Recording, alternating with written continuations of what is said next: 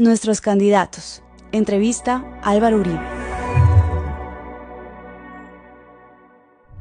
Mi saludo a todas las personas que nos siguen en estas redes cuando ya se aproxima el final de este 2024.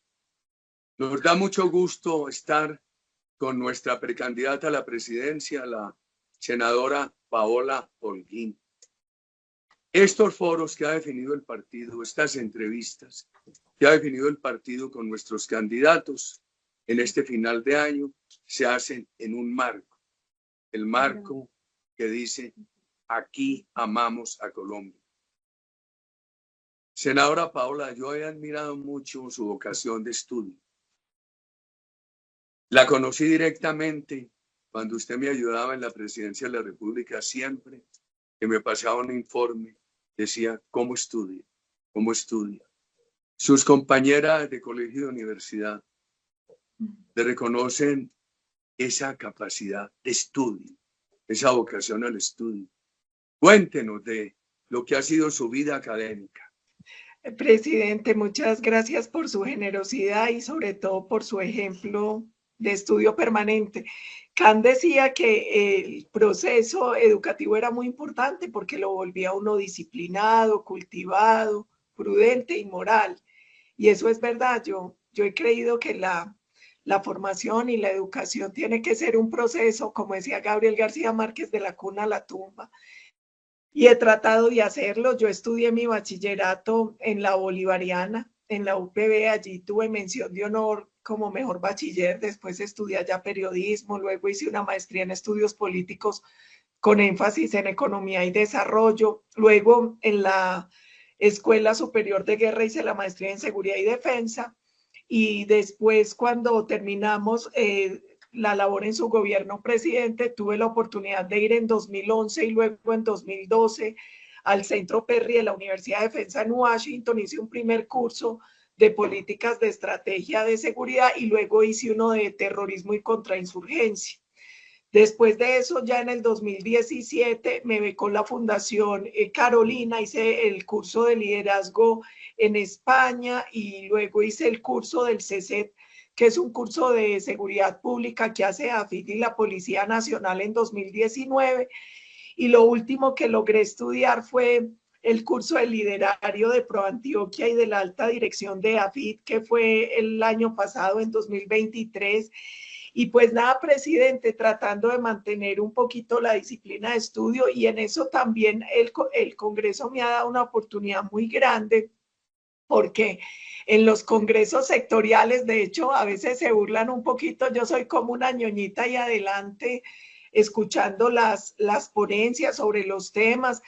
Y yo creo que eso es una obligación. Hay que estudiar, hay que prepararse. Ese es el ejemplo que usted nos ha dado y eso es lo que hay que hacer en el servicio público. Uno no llega tanto a aprender, aunque aprende mucho, sino a gastarse lo que sabe. Senadora, yo valoro tanto el diálogo con la comunidad. Para mí ha sido una escuela.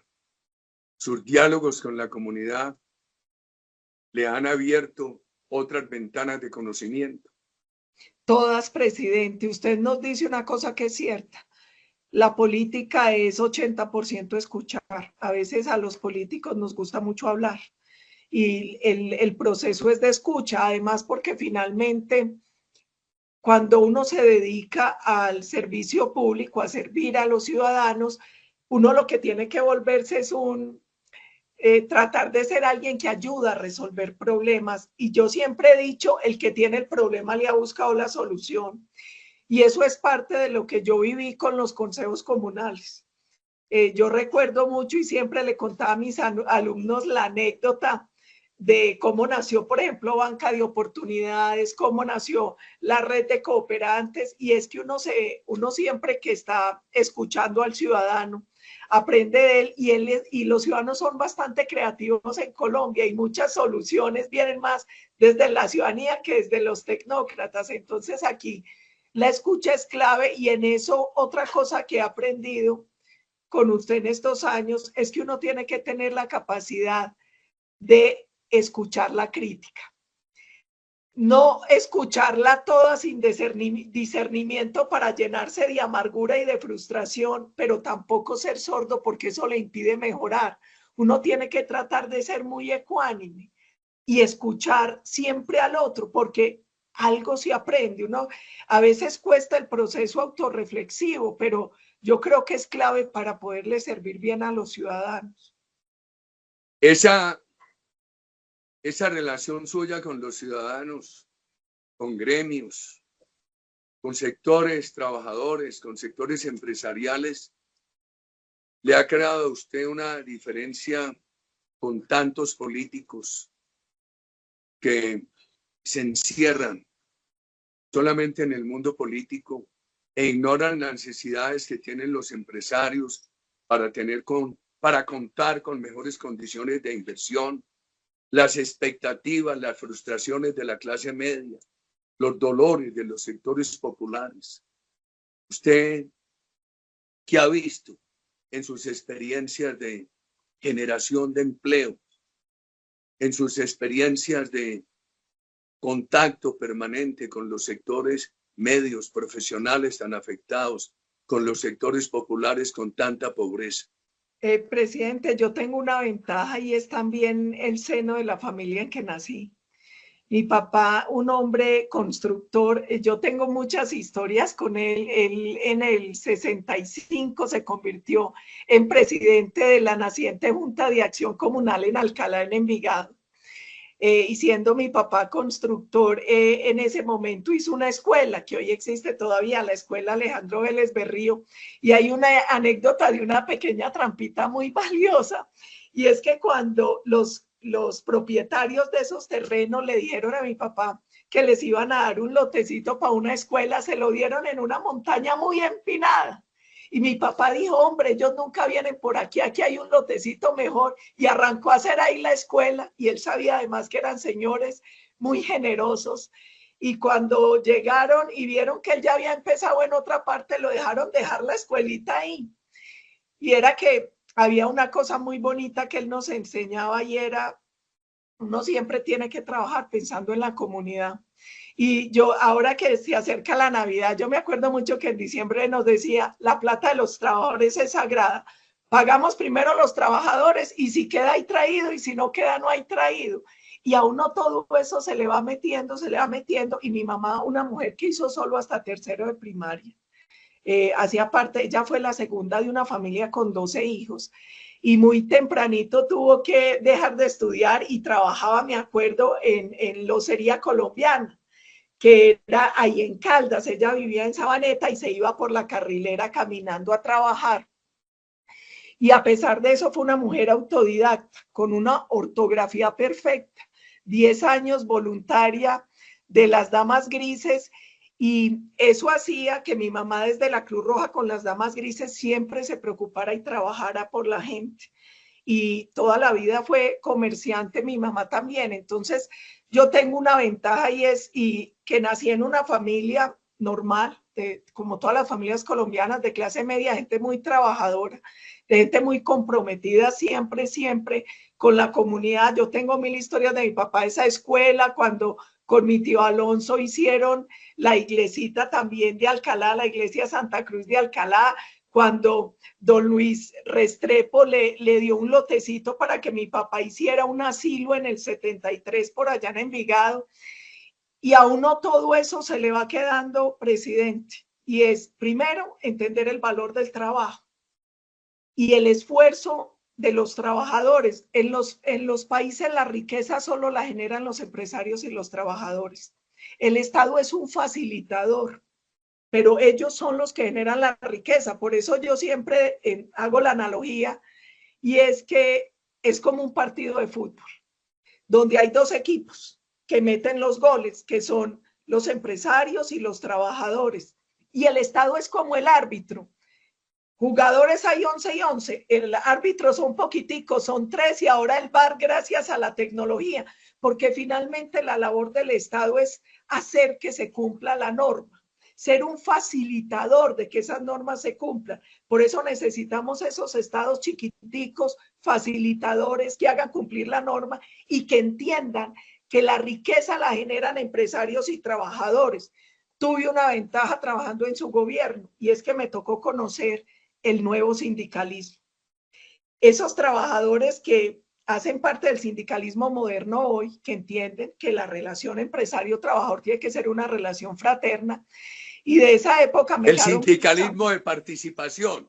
El sindicalismo de participación, y yo no sé, presidente, si usted los vio hace poquito, hicieron unas entrevistas, ellos muy críticos de la reforma laboral del gobierno Petro, y escuchar hablar a Alejandro, el de Petróleos, a Fernando Cadavid, el de Sintracontexa, escuchar a Albeiro Franco de estos sindicatos agropecuarios, esas son muy buenas herencias de amigos del corazón que quedaron de su gobierno y que siguen siendo unos luchadores incansables. Valverde, que tienen una claridad conceptual y saben que sin inversión y sin empresa no hay empleo, y sin empleo no hay sindicato. Ellos tienen una visión distinta y eso le queda a uno.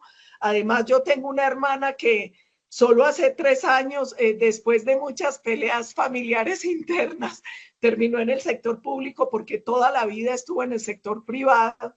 Ella hacía parte de una empresa de arquitectura que se llama Vaquero Arquitectos, los que hicieron el edificio inteligente de PM, la Universidad de San Buenaventura en Bello, una mujer muy, muy inteligente, y yo sufría con ella lo que es pagar nómina cada fin de mes. Entonces, yo lo que siento, presidente, es que nosotros... Pues la senadora Paola tiene la experiencia, desde lo que es pagar nómina, desde lo que es invertir, que necesita un gran apoyo de la legislación, de las actitudes de los gobiernos y de lo que es el sufrimiento de la clase media, los trabajadores y el buen camino del sindicalismo de participación.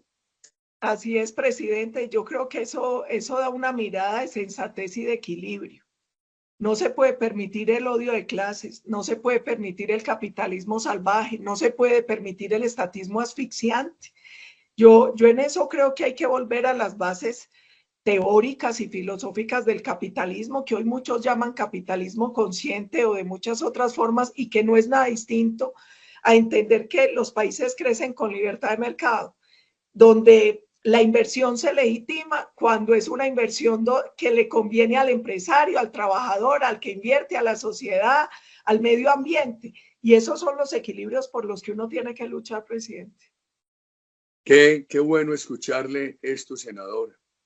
Cuando yo estaba pequeño, en la adolescencia, en Colombia había un inmenso respeto por el ejercicio de la política. Recuerdo en mi familia, en las familias de muchos, era como una actitud general. Poco a poco fue entrando la corrupción y se ha generalizado. Unos sectores del país la aprovechan, qué tristeza. Otros sectores se resignan y dicen nada hay que hacer. Si usted fuera presidente, ¿cómo lograría que el Congreso le aprobara las leyes sin mermelada? Eso que tanta corrupción ha generado. Usted que es una mujer, un ser humano de rectitud. ¿Y cómo conecta usted eso con el concepto de gobernabilidad? Porque algunos consiguen gobernabilidad a espaldas de la opinión pública, simplemente con la mermelada, o al Congreso, o a un gremio, o a un periódico, etc. Y otros creen que los gobiernos lo que tienen que tener es un gran prestigio popular, un gran respeto popular, para que eso se refleje en el apoyo que un Congreso le dé a sus leyes. La queremos escuchar sobre eso, senadora.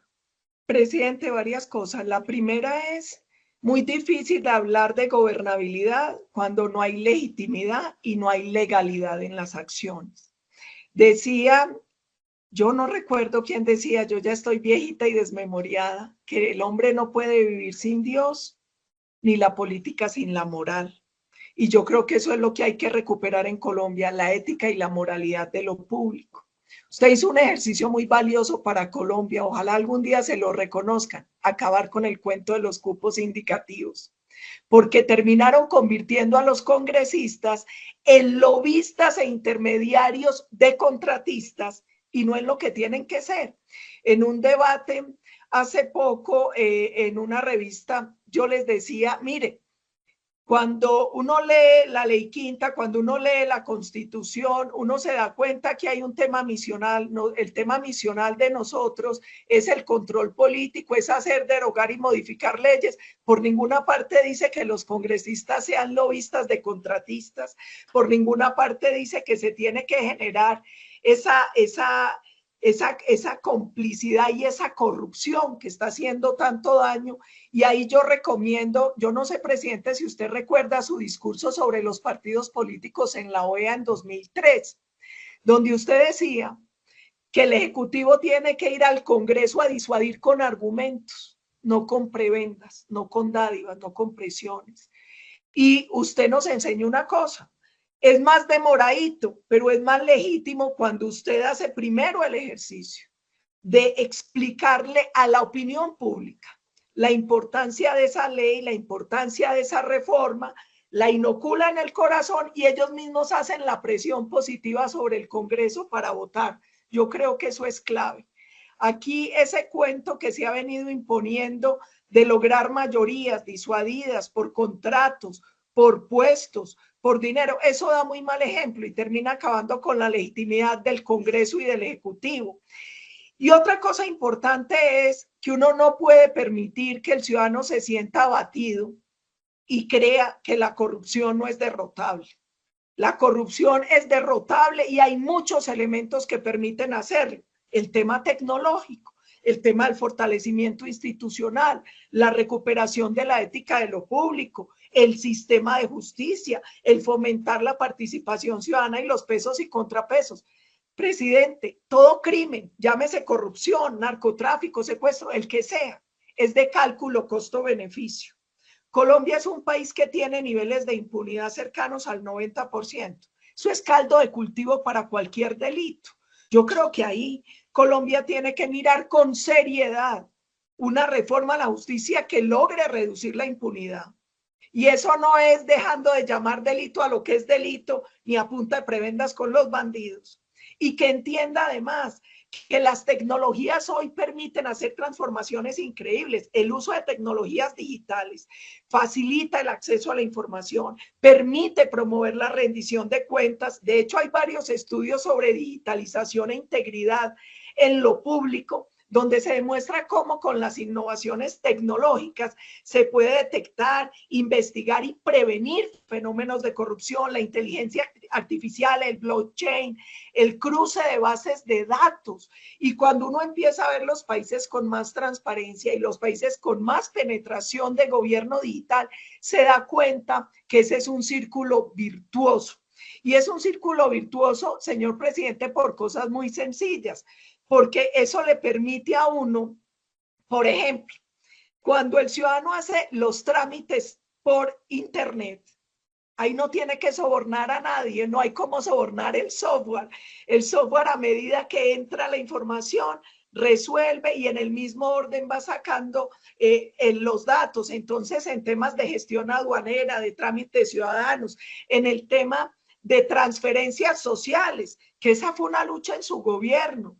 Ojo cómo usan políticamente los subsidios y no siempre los recibe el más necesitado. Uno cómo puede hacer control de transferencias sociales con cruces de bases de datos, con inteligencia artificial, en la medida en que uno dé más difusión de información a la ciudadanía y forme más al ciudadano para el control político. Presidente, todo eso ayuda, todo eso ayuda y eso nos permite una cosa fundamental, y es recuperar la confianza del ciudadano en la institucionalidad y en lo público, que hoy está tan deteriorado.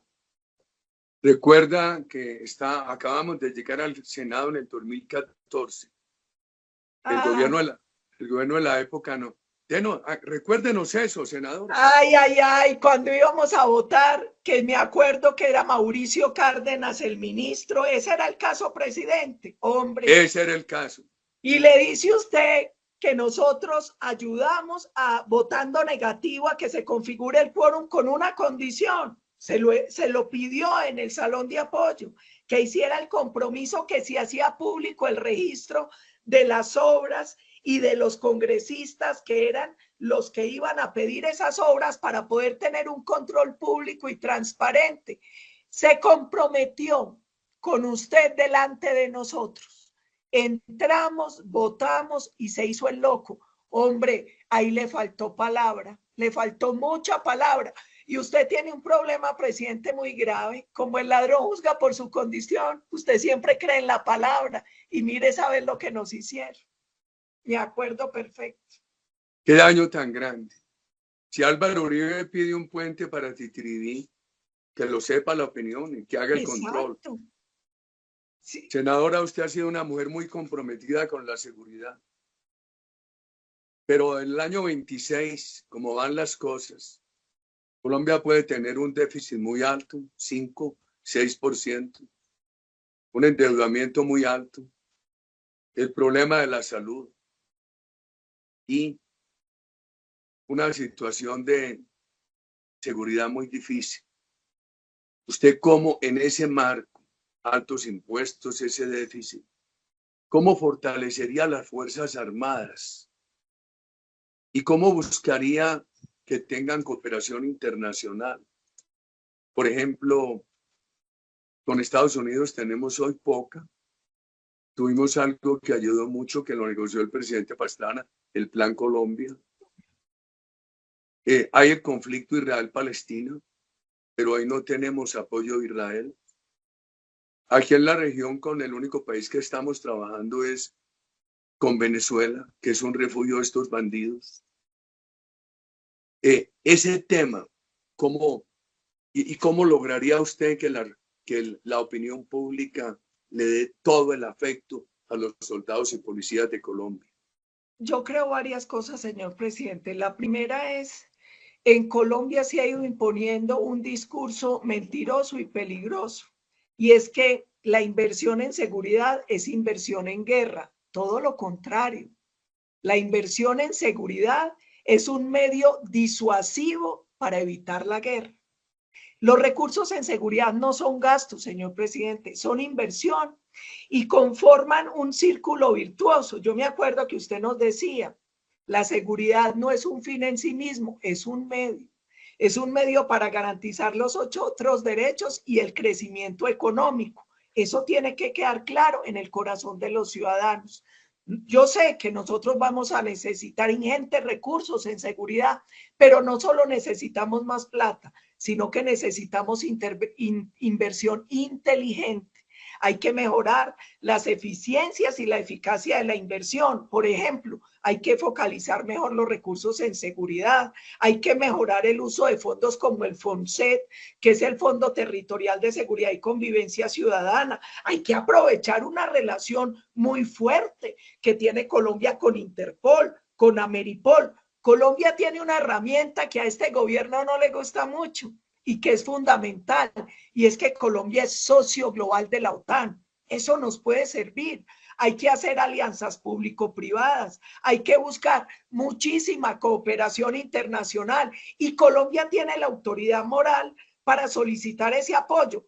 Esa autoridad moral la da que Colombia, no en este, pero en otros gobiernos, ha sido un aliado estratégico en el combate al crimen transnacional. En ese sentido, presidente, el 7 de agosto asumimos la presidencia. Ese mismo día, otra vez vamos a restablecer relaciones con Israel. Inmediatamente, muchos de los ítems de seguridad en Colombia, muchas de las licencias, por ejemplo, del armamento que producimos a través de Indumil, es en acuerdos con Israel. Para nosotros esa es una relación fundamental. Hay que recuperar las buenas relaciones con Estados Unidos. A nosotros en los 2 últimos años el Congreso nos ha reducido la ayuda por una cosa fundamental. Esa es plata del bolsillo del ciudadano norteamericano, y Colombia no está dando resultados en el combate al narcotráfico y a la criminalidad. Uno tiene autoridad moral para exigir, presidente, cuando usa bien el recurso y se ve el resultado. Yo recuerdo en su gobierno que se cobró por una única vez a las personas más pudientes el impuesto de seguridad democrática. Cada peso se invirtió y el ciudadano vio el resultado.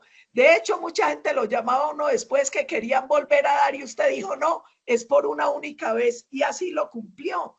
Pero yo creo que es fácil cuando uno hace entender estas cosas en el corazón del ciudadano, el círculo virtuoso entre seguridad y crecimiento económico, el recurso en seguridad no como un gasto en guerra, sino como una inversión para garantizar los derechos de los ciudadanos y con autoridad moral ir a tocar las puertas internacionales y aprovechar las potencialidades que tenemos en ese relacionamiento con la OTAN, con Estados Unidos, con la Unión Europea.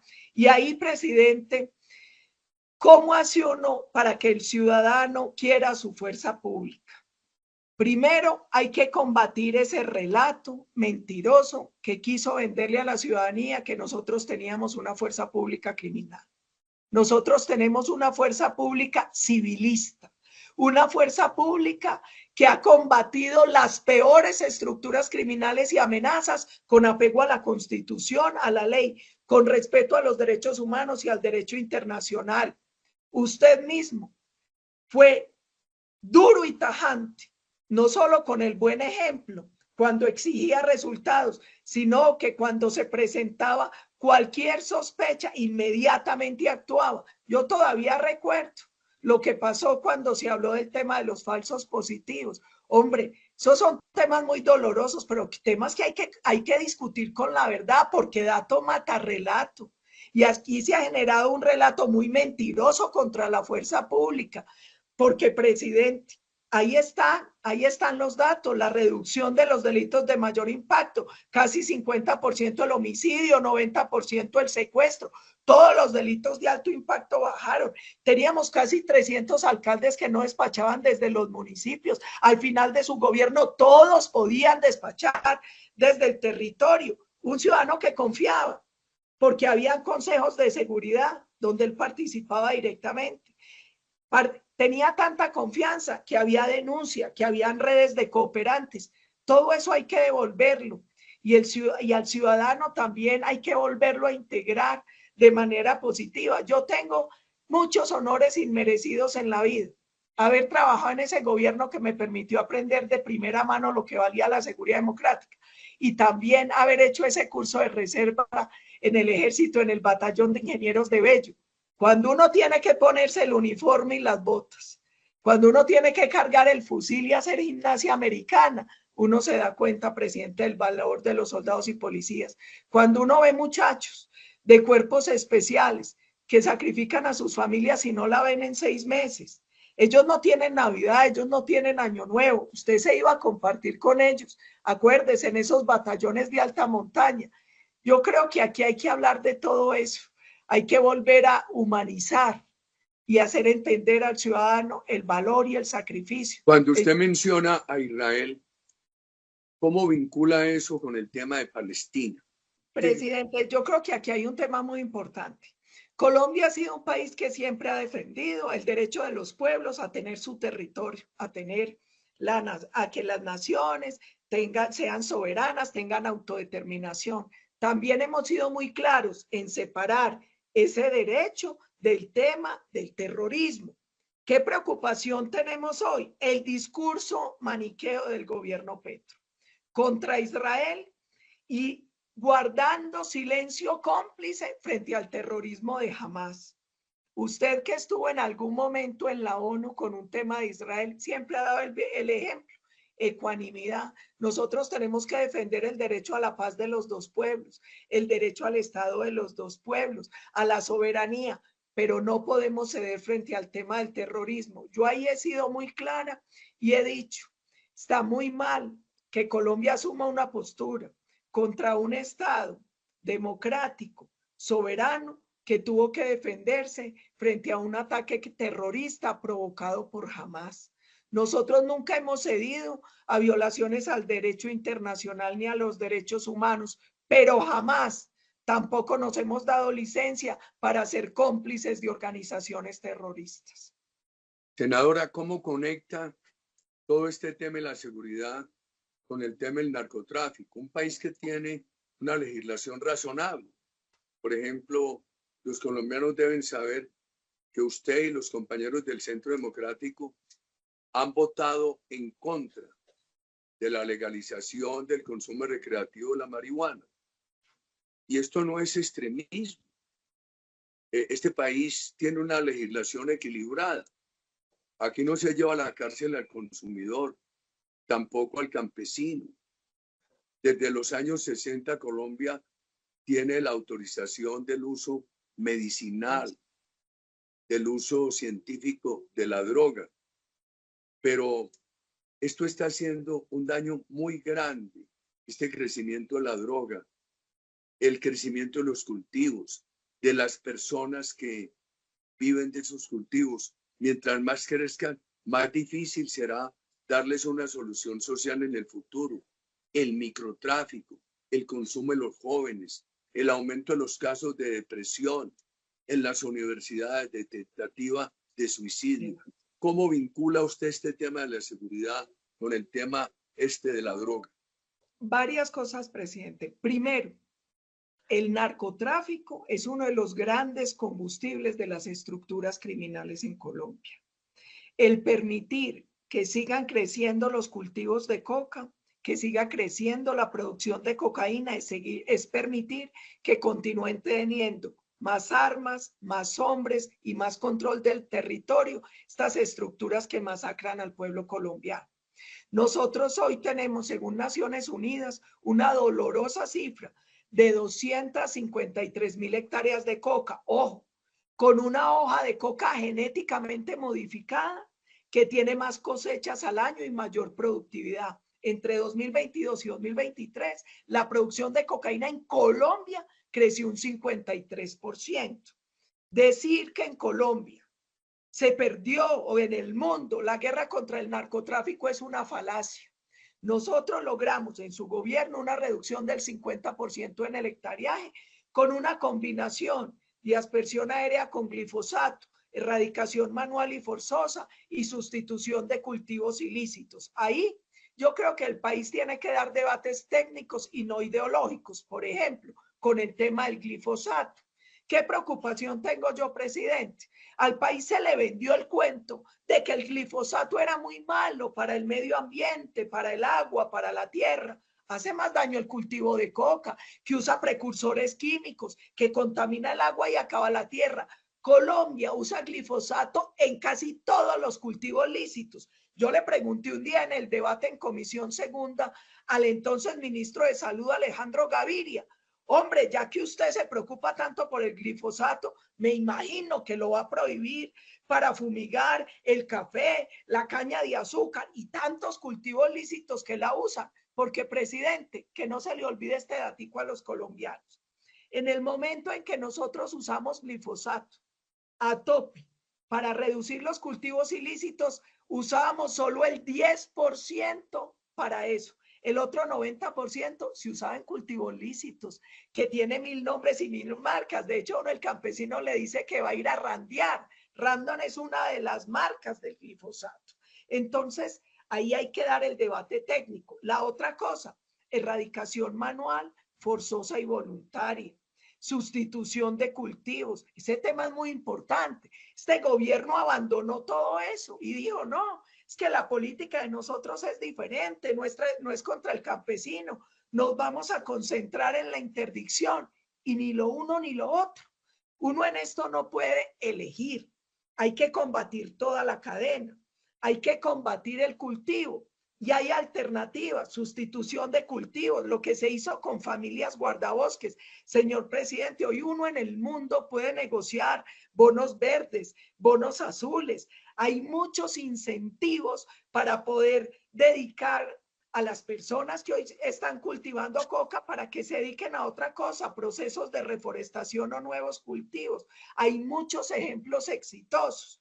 La otra cosa, hay que trabajar en la destrucción de los laboratorios, en el control de precursores químicos. En eso es muy importante la inteligencia artificial y la tecnología. Hombre, encuentra unos municipios chiquiticos, casi sin vehículos y con una venta exponencial de gasolina. ¿Para qué va esa gasolina? Como un precursor químico para la transformación de la hoja de coca. Eso es simplemente cruzar bases de datos. Y hay que combatir el lavado de activos. A mí me parece muy sospechoso que Petro haya armado el escándalo que armó con Pegasus para que nos sacaran del grupo Egmont de la UIA, porque eso nos permitía compartir información de inteligencia financiera. Nosotros necesitamos ir contra las rentas ilegales y contra los delitos conexos al narcotráfico. Eso es clave en Colombia.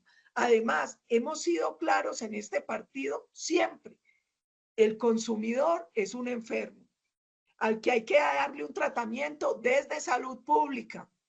Colombia ha abandonado también un tema fundamental, la prevención del consumo, los entornos seguros. Nosotros no podemos seguir fomentando y alcahueteando que en los parques públicos, que en las escuelas y a los alrededores puedan llegar los jíbaros a incentivar a los pequeñitos y a los jóvenes en el consumo de drogas ilícitas, presidente. Y es vergonzoso que lo hagan en nombre del libre desarrollo de la personalidad. Si hay algo que ata, esclaviza y deshumaniza, es el consumo de droga.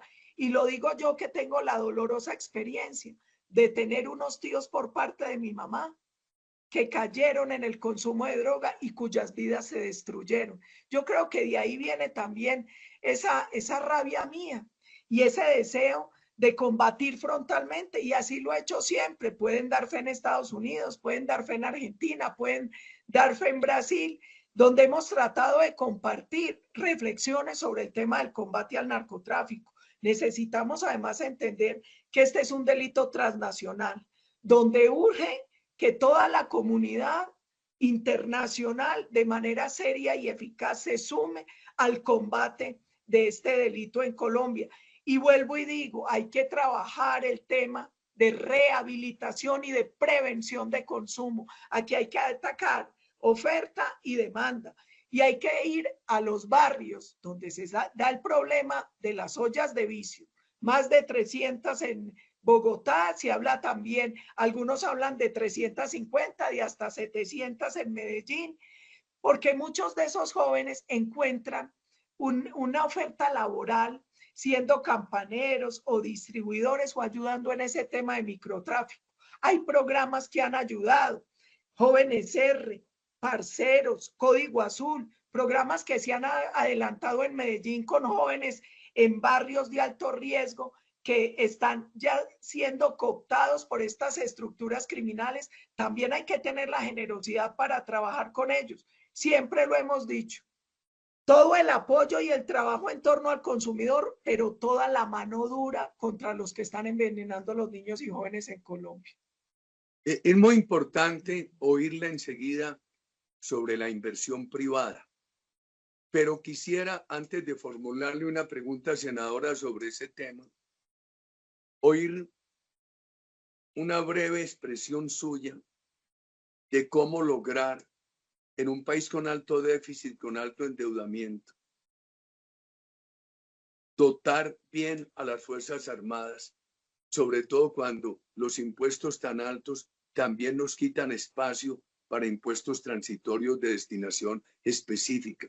¿Qué problema tan grave tiene el país? Por eso necesitamos las luces de ustedes. Presidente, pero ahí es importante varias cosas. Hay que mejorar las eficiencias en la inversión en seguridad. Hay que hacer un control también sobre el tema de corrupción en esas inversiones.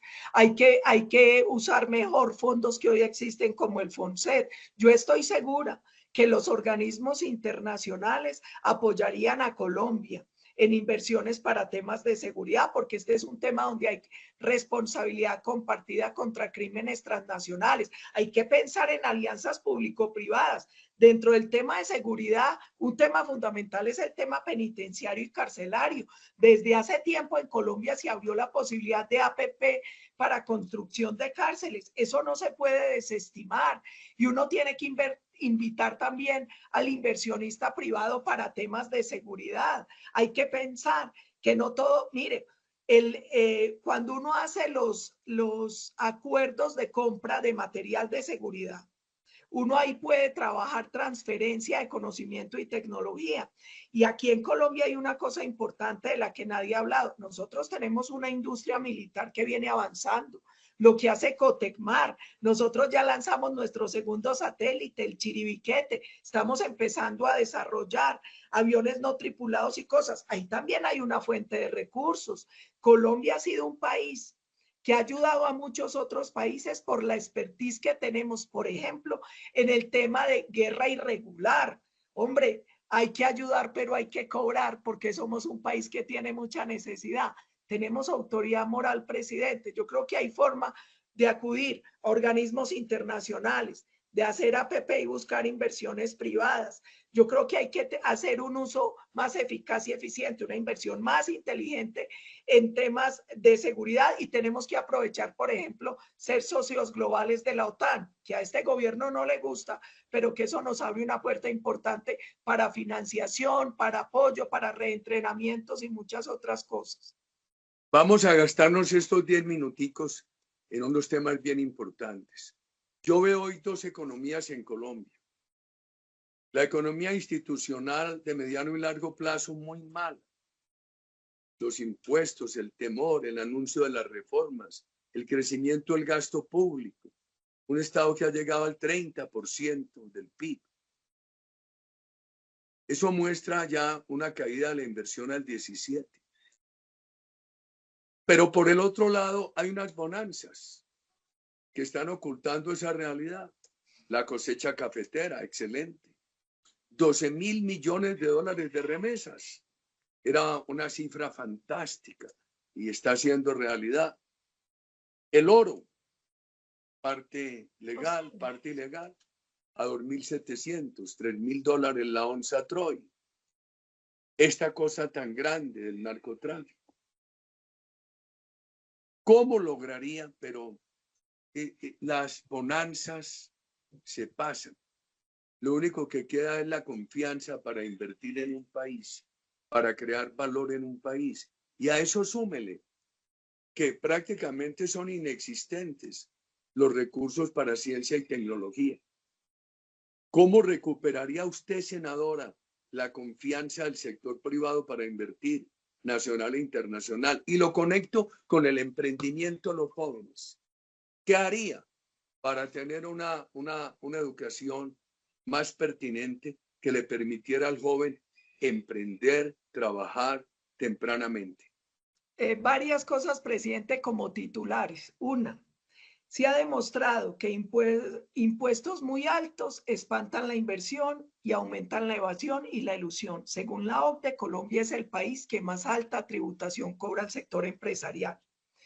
Dos, nosotros podemos bajar impuestos y tenemos que bajar impuestos, mejorando eficiencias en las inversiones estatales y reduciendo el tamaño del Estado. En su gobierno se reformaron 464 entidades estatales, 182 de ellas pertenecían a la rama ejecutiva.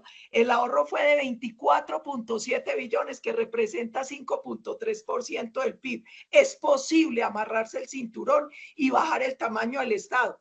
Un país de renta media como Colombia no puede tener 19 ministerios. Usted demostró que se podían fusionar con un retén social para evitar que muchas personas quedaran desempleadas a punto de jubilación, madres cabeza de familia. Usted fusionó el Ministerio del Interior y de Justicia y funcionó. Fusionó el Ministerio del Medio Ambiente y Vivienda y funcionó. Podríamos fusionar educación con cultura, hombre, y acabar con ese Ministerio de la Igualdad. Hace lo mismo que hace Prosperidad Social. Aquí hay mucha duplicidad de funciones. Y hay nuevas embajadas, hombre, la de la nuevos consulados. Presidente, embajada en la FAO, cuando tenemos un embajador en Italia que puede ser concurrente en la FAO. Eso es una sinvergüenza. Todo eso hay que evaluar y hay que eliminarlo. Hay que hacer una cosa importante. Cuando analizan los economistas el crecimiento económico que se dio durante su gobierno, encuentran varias cosas importantes. La primera, que se generó confianza inversionista a través de seguridad física y estabilidad jurídica. Para nosotros eso es muy importante. En ese caso hay que retomar algo que usted dijo y no lo dejaron acabar de pelechar, contratos de estabilidad jurídica. Eso sirvió mucho. Decisiones basadas en la sensatez, no en el radicalismo ideológico. Eso yo mantengo una autocrítica. Sí. porque la ley de estabilidad, que responde a la necesidad de dar garantías más allá del periodo de gobierno, de pronto le faltó ser incluyente. Era muy exigente en inversiones. Ojalá se piense en una norma de estabilidad bastante incluyente. Yo creo que hay que hacerla más incluyente, más flexible. Esos incentivos que se dieron también en su momento, por ejemplo, para cultivos de tardío rendimiento y todo eso sirvió mucho. Uno tiene que tomar lo que se ha hecho que sirvió. Hay que pensar también lo siguiente, presidente. Hoy, muchos recursos para los muchachos de primera línea, muy poquitos para los emprendedores. Nosotros tenemos que buscar en Colombia que se dé formación financiera. Y yo le voy a poner un caso. Y me da pena porque lo hago, no soy tan objetiva. En Medellín nació un tanque de pensamiento que se llama Libertank, que dirige Camilo Guzmán. Este instituto viene haciendo una cosa muy importante que es los Leader Lab, que es enseñarle a los muchachos la importancia sobre la libertad de mercado, cómo funciona el mercado, incentivarlos para que sean emprendedores, porque Colombia tiene dos caminos. O le enseña a los jóvenes a ser víctimas o a ser valientes y salir adelante, a superar las circunstancias de país. Y de eso hay millones de casos para demostrar. Entonces, tenemos que dar formación financiera, tenemos que dar formación para el emprendimiento, tenemos que enseñarle a los muchachos, como lo hace Libertank, a través de juegos y cosas didácticas, cómo funciona la libertad de mercado. Colombia tiene, presidente, un COMPES, que es la Política Nacional de Emprendimiento, que es el COMPES 4011, que era el 2021-2025. Necesitamos un nuevo COMPES. Ahí hay información interesante a través del Sistema Nacional de Competitividad. Y óigame este dato que yo se lo oí al expresidente Chinchilla en noviembre del 22, en una conferencia que estuve con ella. Colombia es el segundo país del mundo con más mujeres emprendedoras. 42% de las empresas de único dueño en Colombia son de mujeres. Uy, qué cifra tan importante. Tan importante y que lo anima a uno mucho. Aquí en el Congreso con Juan Espinal nosotros condecoramos 3 jóvenes hermanas, las hermanas Carvajalino. Son 3 niñas que desde pequeñitas, 7, 8 años, armaron empresa y hoy le enseñan a los jóvenes cómo hacer un emprendimiento sin plata. Y yo creo que eso es lo que hay que fomentar, ese ejemplo de jóvenes emprendedores. Sí, déjeme, por la dictadura del tiempo, déjeme preguntarle un tema, porque nos quedan apenas 3 minuticos y al final le haría 2 preguntitas cortas. Estamos en la víspera de una crisis de energéticos en Colombia. En una enumeración de medidas que usted tomaría, senadora. 1, para superar la crisis energética sirve dar seguridad física, estabilidad jurídica, sirve para todos los sectores. Vamos a reactivar todos los contratos de exploración y explotación de hidrocarburos. Ya no vamos a ir con el cuento de fechas para el tema de áreas, sino que de manera permanente, a través de la Agencia Nacional de Hidrocarburos que usted creó, vamos a tener asignación de áreas todo el tiempo, los 12 meses del año. Vamos a acelerar los desarrollos de hallazgos en tierra y costa afuera, por ejemplo, Uchua, Comodo, Cronos, todo esto que hay para acelerar el tema de hidrocarburos. Vamos a hacer nuevas subastas para generar energía en firme, vamos a permitir traslado de inversiones, y es que si algún proyecto tiene problemas en una zona, pueda llevar a esa inversión a otra zona, pero que no se nos vaya la plata. Vamos a empezar a trabajar generación distribuida, que es un mecanismo muy chévere en energías, que puede ser a través de autogeneración individual, como se hace en México, o comunidades energéticas. Por ejemplo, hay una generación energética basada en biogás, que es el proyecto que hizo TGI con la Universidad Antonio Nariño en Puerto Boyacá, en Boyacá, que es un biogestor alimentado por residuos orgánicos. Vamos a tener microcentrales de regasificación, vamos a tener micro y pequeñas centrales hidroeléctricas. El agua, nosotros tenemos esa bendición de Dios y el agua es energía limpia. Vamos a promover más el tema de biocombustibles, de etanol, de diésel. Colombia ya tiene geotermia, que es la energía que se genera con el calor al interior de la tierra. ¿Qué haría para que se puedan instalar las redes para poder sacar la energía eólica? ¿Y cómo avanzaría con esa y con la solar? Nosotros necesitamos avanzar mucho en proyectos de transmisión, presidente. También es muy importante mejorar eficiencias y almacenamientos. Y ahí yo también quiero decirle algo. La energía eólica y solar es fundamental, pero para garantizar seguridad energética nosotros necesitamos una canasta diversa, porque la eólica y solar no garantiza energía en firme. No garantiza energía 7x24. Por eso hay que combinarla, por ejemplo, con la hidroeléctrica. Colombia tiene que aprovechar ventajas competitivas, no solo el agua. En hidrógeno, presidente, que usted fue promotor de esa ley sobre hidrógeno verde, hidrógeno azul, Colombia va a tener un papel destacado porque nosotros tenemos potencial en costos. Este es el cuarto país del mundo más barato para producir energía a partir de hidrógeno. Nosotros tenemos que acelerar el tema de energía nuclear, que es energía limpia. A mí, algunos me criticaron porque yo lo dije en el foro de Barranquilla. Y se les olvida que Colombia ya tiene reactores. Nosotros tenemos desde los años 60 un reactor en Bogotá y teníamos planeado incluir la energía nuclear en 2035. Esos tiempos hay que acelerarlos. Nosotros, presidente, para esos proyectos de transmisión y de generación y de distribución, tenemos que dar una herramienta fundamental. Flexibilidad en el licenciamiento.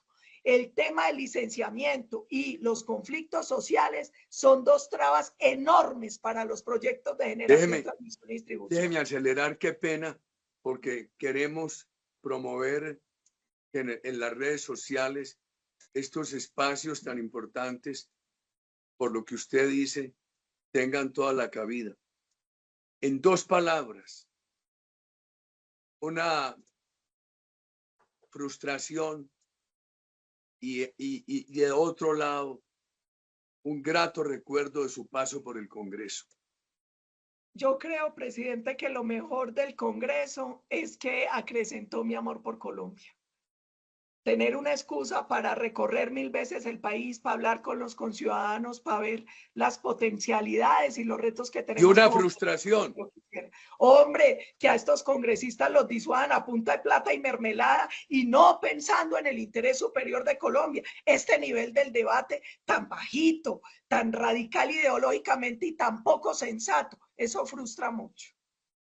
Y terminemos con esto. Al principio usted hizo una referencia muy bella sobre su familia, los estudiosos, los trabajadores, generadores de empleo, pero al mismo tiempo trabajadores con la acción comunal, sensibles de los problemas sociales.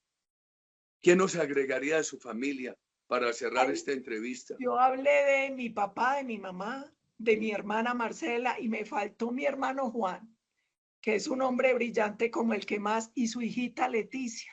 ¿Sabe por qué, presidente? Mis hermanos han tenido que soportar muchas ausencias, no tantos como la suya por esta chochera de la política, pero ellos entendieron que este era el amor de mi vida, que esta era la razón de ser de mi vida. Y un sacrificio y un motor adicional que me mandó mi Dios es mi sobrina Leticia, que tiene 5 años, y termino con esta anécdota. Este año en la guardería, ella estudia en el Colombo Británico, les dijeron que fueran vestidas de mujeres que transforman el mundo. Y cada niña escogía cómo iba. Y mi Leticia dijo, yo voy a ir de mujer política. Cuando llega a la guardería, se fue con su bandita presidencial, con su collarcito de perlas muy elegante. Le digo yo, Leti, ¿cómo te fue? Me dice, tita, muy bien, porque habían muchas científicas, artistas, bailarinas, pero la única mujer política era yo. Una belleza, senadora. Feliz año. Feliz año, feliz Navidad para usted y todos los suyos. Un abrazo, y para los soldados y policías y todos los compatriotas, un feliz año. Muchas gracias.